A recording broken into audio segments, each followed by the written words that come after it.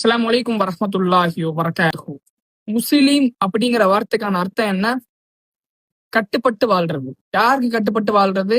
அல்லாஹ்க்கு கட்டுப்பட்டு வாழ்றது. இப்ப விஷயத்துக்கு வரும். மீலாது நபி நபி ஸல்லல்லாஹு அலைஹி வஸல்லம் பிறந்த மாதத்தை, பிறந்த தேதியை கொண்டாடுறது. அது சரியா? இஸ்லாத்துல இருக்குதா? ஃபர்ஸ்ட் ஆஃப் ஆல் நபி ஸல்லல்லாஹு அலைஹி வஸல்லம் பிறந்த தேதியிலே கன்ஃபியூஷன்ஸ் இருக்கு, குழப்பங்கள் இருக்கு, ஃபித்னாக்கள் இருக்கு. எந்த தேதியில பிறந்தாங்கன்னு கன்ஃபார்மா ஒரு ஆதாரத்தை கூட யாரும் காட்ட முடியல. அப்போ நீங்களாவே ஒரு டேட்டை ஃபிக்ஸ் பண்ணி வச்சுக்கிட்டு இல்லாத பொல்லாத அழிச்சாட்டிங்களை அடிச்சுக்கிட்டு கேக்கு வெட்டுறது, பள்ளிவாசல்ல உட்காந்து கேக்கு வெட்டுறது, ஹாப்பி பர்த்டே ரசூலான்னு பாட்டு பாடுறது ஏன் பண்றீங்கன்னு கேட்டா நபி ஸல்லல்லாஹு அலைஹி வஸல்லம் மீது இருக்கிற அன்புல பண்றோம். சரி, ரைட். பண்றீங்களா? சமகாலத்துல ரசூல் ஸல்லல்லாஹு அலைஹி வஸல்லம் கூட வாழ்ந்த சமகாலத்துல ஒரு சஹாபாக்கள் செஞ்சாங்களா?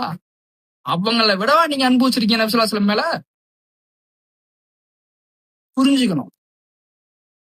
மத்தது எல்லாத்துக்கும் ஆதாரத்தை எடுத்துட்டுவான்னு சொல்ற நீங்க, ஹதீஸுகளை மறுக்கிற நீங்க, ஷிர்கான காரியங்களை பண்ற நீங்க, இல்ல மாஷா அல்லாஹ் நம்மளே அல்லாஹ் அதுல இருந்து பாதுகாக்கும். இதுக்கு ஏன் ஆதாரம் கேட்கல? இருக்குதா? ஆதாரம் இருக்குதா? ஹாப்பி பர்த்டே ரசூலான்னு கேக்கு வெட்டுற ஒரு கலாச்சாரமா நம்ம கலாச்சாரம்? அல்லாஹ் பாதுகாக்கும்.